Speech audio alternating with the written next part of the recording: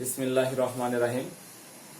পুলিশল্যান্ড school and college Bogura এর online ক্লাসে আমি মোহাম্মদ আতাউজ্জামান প্রাণ, প্রদর্শক পদার্থ রসায়ন অত্র প্রতিষ্ঠান। প্রিয় শিক্ষার্থী বন্ধু, আমি আজকে ষষ্ঠ শ্রেণীর বিজ্ঞান ক্লাস নিচ্ছি। ষষ্ঠ শ্রেণীর বিজ্ঞান ক্লাস। আজকে ক্লাসের অধ্যায় হলো তৃতীয় এবং অধ্যায়ের শিরোনাম উদ্ভিদ ও প্রাণীর কোষীয় গঠন। আজকে আমি দ্বিতীয় ক্লাস নিচ্ছি এই অধ্যায়ের উপর, কারণ ভিডিওর সময় লিমিটেশনের জন্য আমি বিগত একটা ক্লাস গ্রহণ করেছি, ক্লাস 1, আর আজকে হলো ক্লাস 2। আমরা গতদিনে কোষ কি, কোষের আবিষ্কারের কাহিনী, কোষের প্রকারভেদ, যেমন আদি কোষ, প্রকৃত কোষ, আবার প্রকৃত কোষের প্রকারভেদ, যেমন দেহকোষ, জনন কোষ, এই বিষয়গুলো আমরা আগে আলোচনা করেছি আমার আগের ভিডিওতে। আজকে আমি মূলত তোমাদেরকে যেটা দেখাবো সেটা হলো দুইটি কোষ আমি অঙ্কন করেছি, জীবকোষের গঠন প্রণালী। এখানে জীবকোষের মধ্যে দুইটি কোষ আছে, একটি হলো উদ্ভিদ কোষ, একটি হলো প্রাণী কোষ। আমি এটা উদ্ভিদ কোষ এই পাশে আছে এবং ওইটা হলো প্রাণী কোষ। প্রিয় শিক্ষার্থী, আমি তোমাদেরকে যেটা বলবো যে আমার ভিডিও ক্লাস দেখার সময় তোমরা বিজ্ঞান বইটা কাছে রাখবা, একটা কলম বা পেন্সিল রাখবা, যেটা প্রয়োজনীয় তথ্য বা তুমি যদি কোনো তথ্য পেয়ে থাকো সেটা তোমার বইয়ে লিখে রাখবা। তো বোর্ড বইয়ের এখানে আরেকটা জিনিস ছিল গত ক্লাসে, যে নিউক্লিয়াসের উপস্থিতি বা অনুপস্থিতিতে কোষকে প্রধানত ভাগ করা হয় দুই ভাগে। আমি এটার কথা বলছি কোষের প্রকারভেদের নিচে। এখানে একটা লাইন আছে যে নিউক্লিয়াসের উপস্থিতি বা অনুপস্থিতির উপর ভিত্তি করে কোষকে প্রধানত দুই ভাগে ভাগ করা যায়। কথাটা এরকম না, নিউক্লিয়াসের উপস্থিতি বা অনুপস্থিতির উপর ভিত্তি করে না, ওইটা হবে নিউক্লিয়াসের আবরণের উপর ভিত্তি করে। কারণ আমরা দেখেছি যে নিউক্লিয়াস আছে কোষে, তো সেক্ষেত্রে আদি কোষের নিউক্লিয়াসের আবরণী নেই আর প্রকৃত কোষে নিউক্লিয়াস আবরণী থাকে। তো যাই হোক, আজকে আমি যেটা তোমাদেরকে দেখাবো সেটা হচ্ছে কোষীয় গঠন। দুইটা কোষ আছে আমাদের এখানে, একটি হলো উদ্ভিদ কোষ, একটি হলো প্রাণী কোষ। আমি গত ক্লাসে বলেছিলাম যে কোষ অতি ক্ষুদ্র অঙ্গাণু, যেটাকে সাধারণত আমরা খালি চোখে দেখতে পাই না, কিন্তু বর্তমানে ইলেকট্রনিক, আধুনিক এবং অত্যন্ত বলা যায় যে অত্যন্ত আধুনিক মানের যেগুলো ইলেকট্রনিক অণুবীক্ষণ যন্ত্র, এগুলোর সাহায্যে শুধু কোষই দেখা যায় না, কোষের বিভিন্ন ক্ষুদ্র অঙ্গাণুকেও বিজ্ঞানীরা বা গবেষকরা এখন নির্ণয় করতে পারেন এবং তাদের বৈশিষ্ট্য তারা নির্ণয় করতে পারেন। তো আমি এখানে দেখাচ্ছি যে দুইটি কোষের বিভিন্ন ক্ষুদ্র অঙ্গাণুগুলো কি, এবং কোষের অঙ্গাণুগুলোর মধ্যে উদ্ভিদ কোষ এবং প্রাণী কোষের কোনগুলি অঙ্গাণুর মিল আছে বা মিল নেই। তো যাই হোক, এখন জীবকোষের যে অঙ্গাণুগুলো আছে তার মধ্যে যে প্রধান অঙ্গাণুগুলো, এটা বিষয় নিয়ে আলোচনা করছি, যে সেগুলোর মধ্যে তোমাদের বোর্ড বইয়ে যেটা দেওয়া আছে যে কোষ প্রাচীর। কোষ প্রাচীর এটা হলো আমাদের উদ্ভিদ কোষ, এটা হলো প্রাণী কোষ। দুইটা কোষই আমি এখানে চিত্রতে দেখানোর চেষ্টা করতেছি। তো কোষ প্রাচীর কি, এই যে আমি উদ্ভিদ কোষে দেখতে পাচ্ছি যে 1, 2, 3 তিনটা লাইন আছে, ঠিক মধ্যবর্তী যেটা রেখা আমি চিহ্নিত করেছি এটা হলো কোষ প্রাচীর। এটা জড় পদার্থের তৈরি, এটা সাধারণত উদ্ভিদ কোষে থাকে কিন্তু প্রাণী কোষে থাকে না। এর কাজ হলো কোষের আকৃতি প্রদান করা। কোষ প্রাচীরের কাজ হলো কোষের আকৃতি প্রদান করা। আর একটা কি, যে কোষকে বাইরে থেকে রক্ষা করা। এছাড়া কোষের ভিতরে ও বাইরে তরল পদার্থের চলাচল নিয়ন্ত্রণ করাও কোষ প্রাচীরের একটি বিশেষ কাজ। কখনো কোষ প্রাচীরে ছিদ্র থাকে, কোষ প্রাচীরের ছিদ্রগুলোকে কূপ বলা হয়। তো এটা হলো কোষ প্রাচীর। আমরা দেখতে পাচ্ছি যে এখানে আমি প্রত্যেকটা বস্তুর নাম লিখেছি এবং অ্যারো চিহ্ন দ্বারা উভয় পক্ষ থেকে দেখানো হয়েছে। কোষ প্রাচীর শুধু উদ্ভিদ কোষ থেকে দেখানো হচ্ছে, প্রাণী কোষ থেকে আসেনি। তার মানে কি, কোষ প্রাচীর প্রাণী কোষে নেই। আমি যে নাম লিখেছি অঙ্গাণুগুলোর, যদি উভয় পাশ থেকে থাকে তার মানে কি, এই অঙ্গাণুগুলো উভয় কোষে বিদ্যমান। আবার দেখা যাচ্ছে যে ক্লোরোপ্লাস্ট, এটা শুধু কিন্তু অ্যারো চিহ্নটা আমি দেখাচ্ছি কোন থেকে গেছে, উদ্ভিদ কোষ থেকে গেছে, প্রাণী কোষ থেকে আসেনি, তার মানে এটা প্রাণী কোষে নেই। তো যাই হোক, এটা হলো আমাদের কোষ প্রাচীরের কথা। কোষ প্রাচীর কোষের আকার প্রদান করে এবং ভিতর ও বাহিরের মধ্যে তরল পদার্থের চলাচল নিয়ন্ত্রণ করে। এরা ভিতরের অংশকে কি করে, রক্ষা করে। আমরা বাড়ির প্রাচীর দিয়ে থাকি, আমরা যে কোনো একটা জায়গার প্রাচীর দিয়ে থাকি। প্রাচীরের কাজ হলো কি, আমি বাড়িতে প্রাচীর দিয়ে কেন, যেন বাইরে থেকে কোনো কিছু আমাকে ভিতরে আক্রমণ করতে না পারে। এটা হলো প্রাচীরের কাজ। দ্বিতীয় কথা হলো প্রোটোপ্লাজম। প্রধান অঙ্গাণুগুলোর মধ্যে প্রথমটা বললাম আমি কোষ প্রাচীর, দ্বিতীয়টা বলতেছি আমি প্রোটোপ্লাজম। এখানে একটা কথা বলি শিক্ষার্থী বন্ধু, এই যে আমরা যে দেখতে পাচ্ছি, তোমরা ভাবতে পারো যে কই প্রাণী কোষেও তো কোষ প্রাচীর আছে। না, এটাকে কোষ প্রাচীর বলা হয় না, এটাকে বলা হয় কোষ ঝিল্লি। এটাকে বলা হচ্ছে কোষ ঝিল্লি। এটা আমি একটু বলে রাখলাম। হ্যাঁ, এটা কিন্তু কোষ প্রাচীর না। যেমন এই কোষেও কোষ ঝিল্লি আছে, সেটা হলো ভিতরেটা 1, 2, 3, ঠিক 3 নাম্বার, অর্থাৎ ভিতরে মধ্যবর্তী যে রেখা লাইনটা আমি দিয়ে চিহ্নিত করেছি সেটার নাম হলো কোষ ঝিল্লি। আর প্রাণী কোষের এই রেখার নাম হলো কোষ ঝিল্লি। আর মধ্যবর্তী এটা হলো কিন্তু উদ্ভিদ কোষের ক্ষেত্রে কোষ প্রাচীর। দ্বিতীয় হলো প্রোটোপ্লাজম। প্রোটোপ্লাজম কি? প্রোটোপ্লাজম হলো এই যেখানে কোষ প্রাচীরের অভ্যন্তরে, কোষ প্রাচীর থেকে এর অভ্যন্তরে পাতলা আবরণ দ্বারা বেষ্টিত, এখানে পাতলা একটা আবরণ আছে, পাতলা আবরণ দ্বারা বেষ্টিত অর্ধতরল জেলির ন্যায় থকথকে এই পদার্থকে বলা হচ্ছে প্রোটোপ্লাজম। প্রোটোপ্লাজমকে জীবের মূল ভিত্তি বলা হয়। প্রোটোপ্লাজমকে যেখানে লেখা আছে তোমাদের বই দেখবে, এখানে জীবের ভিত্তি বলা হয়। এর 3টি অংশ। প্রোটোপ্লাজম উভয় কোষে আছে, উদ্ভিদ কোষেও আছে, প্রাণী কোষেও আছে। প্রোটোপ্লাজম হলো যে এখানে 3টি প্রধানত অংশ আছে। একটা হচ্ছে কোষ ঝিল্লি, যেটাকে এই যে এটা বলতেছি, অর্থাৎ কোষ প্রাচীরের ভিতরে যে কোষ ঝিল্লি, যেটা উদ্ভিদ কোষেও আছে, প্রাণী কোষেও আছে, কোষ ঝিল্লি। দ্বিতীয় হলো সাইটোপ্লাজম। এই যে আমরা ডট ডট দিয়ে দেখানো হচ্ছে, এই যেগুলো ডট দিয়ে দেখানো হচ্ছে, এই যে অধঃতরল পদার্থ, এটা এই থকথকে পদার্থ যেটাকে আমরা বিন্দু বিন্দু দ্বারা প্রকাশ করেছি, এর নাম হলো সাইটোপ্লাজম। আর তৃতীয় অংশ হচ্ছে নিউক্লিয়াস।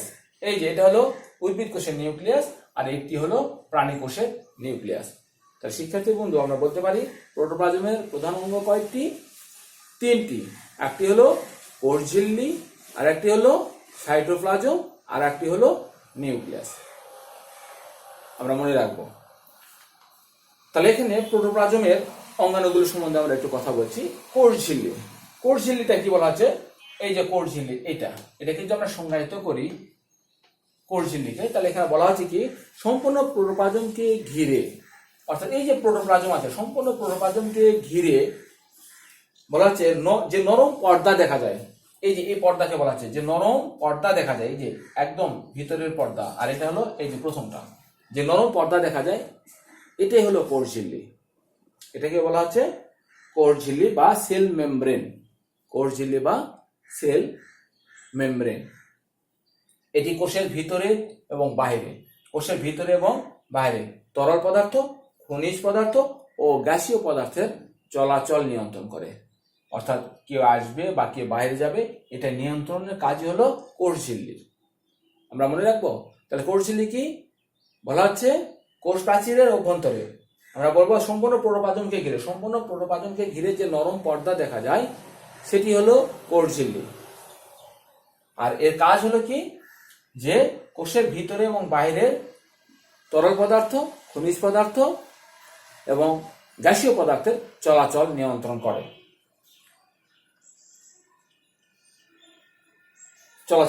এটা হলো আমাদের কোষ ঝিল্লির কাজ। দ্বিতীয় হলো সাইটোপ্লাজম। সাইটোপ্লাজম কি? যে বলা হচ্ছে যে সাইটোপ্লাজম হলো প্রোটোপ্লাজম থেকে নিউক্লিয়াস বাদ দিলে, এই যে প্রোটোপ্লাজম আমরা এই পর্দার ভিতরে বললাম, এই যে পর্দার ভিতরে সম্পূর্ণটা কি বলছি, প্রোটোপ্লাজম থেকে শুধু নিউক্লিয়াসকে বাদ দিলে যে দেখা যায়, যেটা থেকে যায় বা অবশিষ্ট যে অংশ, তাকে আমরা বলতেছি সাইটোপ্লাজম। আবারও আমি বলতেছি, প্রোটোপ্লাজম যে অভ্যন্তরের ভিতরে সব একত্র আমরা কি বলতেছি, প্রোটোপ্লাজম বলতেছি। এই প্রোটোপ্লাজম থেকে যদি আমি নিউক্লিয়াসটুকু বাদ দিই, তাহলে বাকি সব অংশকে বলতেছি আমরা সাইটোপ্লাজম বলা হচ্ছে। এটি অর্ধতরল একটা পদার্থ, সাইটোপ্লাজম। এর প্রধান কাজ ক্ষুদ্র ক্ষুদ্র অঙ্গাণু। এই যে আমরা দেখতে পাচ্ছি ক্ষুদ্র ক্ষুদ্র অঙ্গাণুগুলো, এই যে কোষের মধ্যে যে ক্ষুদ্র ক্ষুদ্র অঙ্গাণুগুলো দেখতেছি, এই ক্ষুদ্র ক্ষুদ্র অঙ্গাণুগুলো সাইটোপ্লাজমের মধ্যে অবস্থান করে। আমরা দেখেছি মারা যখন ডিম পোষ করে, যেটা আর কি ওই যে ডিমটা ভেঙে যখন ফ্রিজে রাখে বা প্লেটে রাখে, ছোট্ট মানে ডিমের মধ্যে একটা কুসুম, হলুদ বর্ণের কুসুম থাকে। কুসুমটা কিন্তু মানে সবই তরল পদার্থ, আবার এগুলো কিন্তু যে পানির মতো গলিয়ে চলে যাচ্ছে তাও না, একটা সূক্ষ্ম স্বচ্ছ পর্দার মধ্যে তারা কি থাকে, নিমজ্জিত অবস্থা থাকে। তো সাদা যে থকথকে আমরা তরল বা পিচ্ছিল তরল পদার্থ দেখতে পাচ্ছি, তার মধ্যে কিন্তু কুসুমটা মাঝে ভাসমান থাকে। অনুরূপভাবে আমি উদাহরণস্বরূপ কথাটা বলতেছি, এই সাইটোপ্লাজমটা এইরকমই, যে সাইটোপ্লাজমের মধ্যে এই কোষের অঙ্গাণুগুলো অবস্থান করে, বা সাইটোপ্লাজমই এই কোষের ক্ষুদ্র ক্ষুদ্র অঙ্গাণুগুলিকে ধারণ করে রাখে। যেমন ওই তরল স্বচ্ছ সাদা তরল পদার্থের মধ্যে যেমন কুসুম অবস্থান করে, ঠিক সাইটোপ্লাজমের মধ্যেও এই কোষের বিভিন্ন ক্ষুদ্র ক্ষুদ্র অঙ্গাণুগুলো এইভাবে অবস্থান করে। সাইটোপ্লাজম এর প্রধান কাজ কোষের ক্ষুদ্র ক্ষুদ্র অঙ্গাণুগুলিকে ধারণ করা। কিছু শারীরবৃত্তীয় কাজও সাইটোপ্লাজমে হয়ে থাকে, যেমন সালোক সংশ্লেষণ। এই সালোক সংশ্লেষণটা সাইটোপ্লাজমে সংঘটিত হয়ে থাকে। সাইটোপ্লাজমে দেখা যায় কয়েকটি ক্ষুদ্র অঙ্গাণু, এখন আমরা আলোচনা করব। এই যে সাইটোপ্লাজম, এই সাইটোপ্লাজমের মধ্যে কিছু কিছু আমরা ক্ষুদ্র অঙ্গাণু দেখতে পাচ্ছি। যেমন দেখতে পাচ্ছি আমরা মাইটোকন্ড্রিয়া। এই যে মাইটোকন্ড্রিয়া উভয় কোষে আছে, এটা প্রাণী কোষে মাইটোকন্ড্রিয়া, এটা উদ্ভিদ কোষে মাইটোকন্ড্রিয়া। আর একটা আছে প্লাস্টিড। এই যে প্লাস্টিড, এটা শুধু উদ্ভিদ কোষে আছে কিন্তু প্রাণী কোষে নেই। আবার দেখতে পাচ্ছি যে ফাঁকা জায়গাটা, এর নাম হলো কোষ গহ্বর। প্রাণী কোষে আছে কিন্তু প্রাণী কোষে কোষ গহ্বর গুলো কি ছোট। আমি কোষ গহ্বরে যে আরো চিহ্ন দেখাচ্ছি কোষ গহ্বর, অর্থাৎ এটা উদ্ভিদ কোষে আছে, এটা প্রাণী কোষে আছে, উভয় আছে। এই অঙ্গাণুগুলো নিয়ে আমরা এখন কথা বলবো। তাহলে সাইটোপ্লাজমের কয়েকটি ক্ষুদ্র অঙ্গাণু নিয়ে আমরা কথা বলতেছি। তার মধ্যে হলো যেটা আর কি প্লাস্টিড। আমরা প্রথমে বলতেছি কি প্লাস্টিড। এই যে আমরা প্লাস্টিড দেখতে পাচ্ছি, এটা শুধু উদ্ভিদ কোষেই থাকে। প্লাস্টিড, এটা হলো প্লাস্টিড। প্লাস্টিডকে বর্ণ আধারও বলা হয়, অর্থাৎ বর্ণ ধারণ করে। উদ্ভিদের পাতা সবুজ, ফুল গোলাপি বা বিভিন্ন রঙিন হয়ে থাকে, আবার কোথাও সাদা বর্ণের হয়ে থাকে। প্লাস্টিডকে বলা হচ্ছে, এটা এই যে এখানে বলা হচ্ছে দেখো, যে বর্ণাধারও বলে। সাধারণত প্রাণী কোষে প্লাস্টিড থাকে না, প্লাস্টিড উদ্ভিদ কোষের প্রধান বৈশিষ্ট্য। তাহলে আমরা বলবো প্লাস্টিড উদ্ভিদ কোষের প্রধান বৈশিষ্ট্য। ইহা কি করে, পাতা, ফুল ও ফলের যে বিচিত্র রং আমরা দেখতে পাই, পাতায় এক ধরনের বর্ণ, ফুলে এক ধরনের বর্ণ, ফলে আরেক ধরনের বর্ণ, সেটা মূলত এই যে আমরা এই প্লাস্টিডের কারণেই হয়ে থাকে।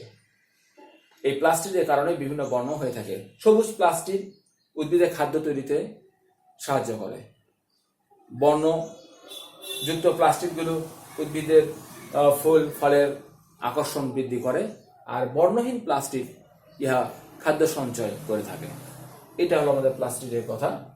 এখন দ্বিতীয়টা হচ্ছে আমরা যেটা বলবো কোষ গহ্বর। কোষ গহ্বর এটি হচ্ছে যে আমরা পেঁয়াজের কোষ যদি আমরা মাইক্রোস্কোপে দেখি, অণুবীক্ষণ যন্ত্রে দেখি, আমরা কোষ গহ্বর দেখতে পাবো। কোষ গহ্বরটা হলো আসলে কোষের মধ্যে যে ফাঁকা জায়গা, সেটাকে কোষ গহ্বর বলা হয়। নতুন কোষে কোষ গহ্বর নাও থাকতে পারে, তবে পরিণত কোষে কোষ গহ্বর থাকে। উদ্ভিদের কোষে কোষ গহ্বর থাকে, এটা বেশ বড় হয়। এটা একটি প্রধান বৈশিষ্ট্য, উদ্ভিদ কোষের জন্য একটা প্রধান বৈশিষ্ট্য। কোষ গহ্বরে কোষ রস থাকে। প্রাণী কোষে কোষ গহ্বর থাকে, আবার কখনো থাকে না। যেমন এখানে কোষ গহ্বর কিন্তু আমি দেখাচ্ছি উভয় কোষে আছে, প্রাণী কোষেও আছে, উদ্ভিদ কোষেও আছে। কোষ গহ্বরে কোষ রস থাকে, এক ধরনের রস থাকে, এটা কোষ গহ্বরই ধারণ করে থাকে। এছাড়া কোষ গহ্বরের কাজ যেটা হলো যে বাইরে থেকে যদি কোষের উপর চাপ পড়ে, তাহলে কোষ গহ্বর তারা কি করে নিয়ন্ত্রণ করে থাকে। এটি উদ্ভিদ কোষের একটি গুরুত্বপূর্ণ বৈশিষ্ট্য। কোষ গহ্বরে কোষ রস থাকে। এছাড়া এর উপর চাপ আসলে কি করে, আমি যেটা বললাম যে কোষ গহ্বর বাইরে চাপকে নিয়ন্ত্রণ করে। এটি হলো আমাদের সাইটোপ্লাজমের দ্বিতীয় অঙ্গাণু। তৃতীয় অঙ্গাণু হলো মাইটোকন্ড্রিয়া। মাইটোকন্ড্রিয়া কোথায় শিক্ষার্থী বন্ধু আমরা দেখতে পাচ্ছি, এই যে মাইটোকন্ড্রিয়া আমার লেখা আছে মাইটোকন্ড্রিয়া। তার মানে উদ্ভিদ কোষ থেকেও মাইটোকন্ড্রিয়ার চিহ্ন আছে, প্রাণী কোষ থেকেও। তাহলে বলবো কি যে উভয় কোষেই মাইটোকন্ড্রিয়া আছে। মাইটোকন্ড্রিয়া দ্বিস্তর বিশিষ্ট। বাইরের স্তরটি মসৃণ এবং ভিতরের স্তরটি ভাঁজ। তোমরা চিত্রে দেখতে পাচ্ছ, এই যে আমি এখানে দেখাচ্ছি যে এটা হলো মাইটোকন্ড্রিয়া, দ্বিস্তর বিশিষ্ট। মাইটোকন্ড্রিয়া হলো এটা হলো শক্তির উৎপাদন কেন্দ্র। আমরা বলে থাকবো এটা উদ্ভিদ কোষ এবং প্রাণী কোষের উভয় আছে। বলা হচ্ছে একে কোষের শক্তি উৎপাদন কেন্দ্র বলা হয়, কারণ এই অঙ্গাণুর অভ্যন্তরে শক্তি উৎপাদনের সকল বিক্রিয়া ঘটে থাকে। আমরা যে শক্তি পাই, আমরা খেয়ে দিয়ে কাজ করতেছি, বল খেলতেছি, ক্রিকেট খেলতেছি, বা আমরা চলাফেরা করতেছি, আমরা যে শারীরিক যে শক্তিটা পাচ্ছি খাদ্য থেকে, সেই শক্তিটা উৎপাদনই হচ্ছে আমাদের এই মাইটোকন্ড্রিয়াতে। এই জন্য একে শক্তির আধার বা ধারকও বলা হয়ে থাকে। এটি দণ্ডাকার বা বৃত্তাকার বা তারাকার হইতে পারে। এরা দুই স্তর বিশিষ্ট, যেটা বললাম, বাইরের স্তর মসৃণ, ভিতরের স্তর অমসৃণ বা ভাঁজযুক্ত। মাইটোকন্ড্রিয়ার প্রধান কাজ শ্বসন প্রক্রিয়ার সাহায্যে শক্তি উৎপাদন করা। আমরা এই যে শ্বসন প্রক্রিয়ার সাহায্যে কি হয়, মাইটোকন্ড্রিয়াতে শক্তি উৎপাদন হয়ে থাকে। তাই মাইটোকন্ড্রিয়াকে শক্তির আধার বা ধারক বলা হয়। শক্তি এখানে সঞ্চিত বা উৎপাদন হয়। এটা আমরা বললাম সাইটোপ্লাজমের প্রধান বা ক্ষুদ্র অঙ্গাণুগুলো নিয়ে। সাইটোপ্লাজমের ক্ষুদ্র অঙ্গাণুর মধ্যে তাহলে কি কি বললাম আমরা? একটা বললাম প্লাস্টিক, একটা বললাম কোষ গহ্বর, আর একটি জানলাম মাইটোকন্ড্রিয়া সম্পর্কে। এখন আবার যাচ্ছি এবার প্রোটোপ্লাজমের ওই যে প্রধান অঙ্গাণুগুলোর মধ্যে। প্রোটোপ্লাজমের প্রধান অঙ্গাণুর মধ্যে গেলে কি ছিল? কোষ ঝিল্লি, আর একটা ছিল কি সাইটোপ্লাজম, আর একটা হলো নিউক্লিয়াস। এখন আমরা নিউক্লিয়াস নিয়ে কথা বলছি। নিউক্লিয়াস কি? এই যে শিক্ষার্থী বন্ধু এখানে বলা আছে প্রোটোপ্লাজমের মধ্যে ভাসমান গোলাকার ঘন বস্তুটি হলো নিউক্লিয়াস। এই যে প্রোটোপ্লাজম পুরোটাকে আমরা বলছি প্রোটোপ্লাজম, এই যে ঘন গোলাকার বা বৃত্তাকার বস্তুটির নাম হলো নিউক্লিয়াস। এটি কোষের অভ্যন্তরে থাকে, নবাগত কোষে। পরিণত বয়সে কোষ যখন পরিপক্ক হয়ে যায় তখন এটি কি হয়, কোষের প্রান্তেও থাকতে পারে, স্থান পরিবর্তন করতে পারে। সাধারণত প্রাণী কোষের নিউক্লিয়াসটি কোষের অভ্যন্তরে থাকে, আর উদ্ভিদ কোষের কোষ গহ্বর বড় হয়, নিউক্লিয়াসটি একটু হয়তো কেন্দ্রে না থেকে পাশে থাকে। তো নিউক্লিয়াসের কোষের সকল শারীরবৃত্তীয় কাজ নিয়ন্ত্রণ করে। আমাদের কোষে যে আমাদের শারীরবৃত্তীয় শরীরের যে ক্রিয়াকলাপ হয়, কাজগুলি ঘটে থাকে, এটা নিয়ন্ত্রণ করে থাকে নিউক্লিয়াস। নবীন কোষের অবস্থান কেন্দ্রে, পরিণত কোষের অবস্থান পরিবর্তন হতে পারে। এরা গোলাকার, কখনো কখনো উপবৃত্তাকার বা নলাকার হতে পারে। কোনো কোনো কোষে নিউক্লিয়াস থাকে না, কোনো কোনো কোষে নিউক্লিয়াস থাকে না।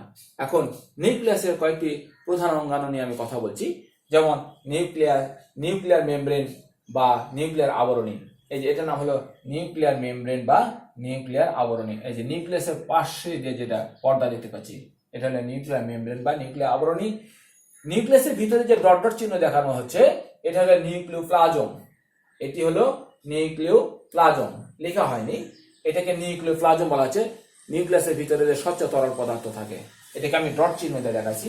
চিত্রটা মার্কার পেন দিয়ে লেখা হয়েছে, লিপটা একটু মোটা হওয়ার কারণে অতটা সূক্ষ্ম হয়নি।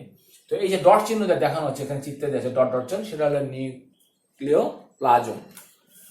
3 নম্বরটি যেটা হচ্ছে ক্রোমাটিন তন্তু। ক্রোমাটিন তন্তু, এই যে সুতার মতো তন্তু মানে আঁশ, সুতার মতো যে অঙ্গাণুটা দেখতে পাচ্ছি ক্রোমাটিন তন্তু, আর মাঝখানে যেটা গাঢ় বৃত্ত দেখতে পাচ্ছি আমরা, ক্ষুদ্র একটা বৃত্ত, তার নাম হলো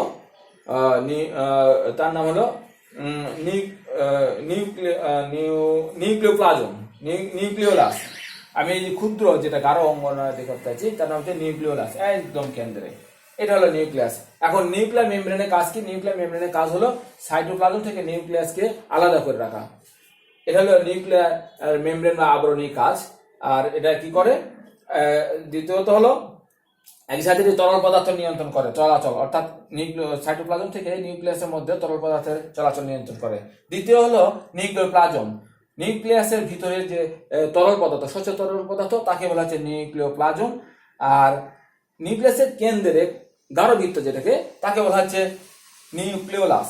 এই যে এটার নাম হলো নিউক্লিওলাস, উভয় কেন্দ্রে আছে নিউক্লিওলাস। নিউক্লিওলাস ওই সুতা ক্রোমাটিন তন্তুর সাথে যুক্ত এই অঙ্গাণুটিকে বলা হচ্ছে নিউক্লিওলাস। আর ক্রোমাটিন তন্তু হলো যে সুতার মতো যে পেঁচানো কুণ্ডলী দেখতে পাচ্ছি, সেটা হলো ক্রোমাটিন তন্তু।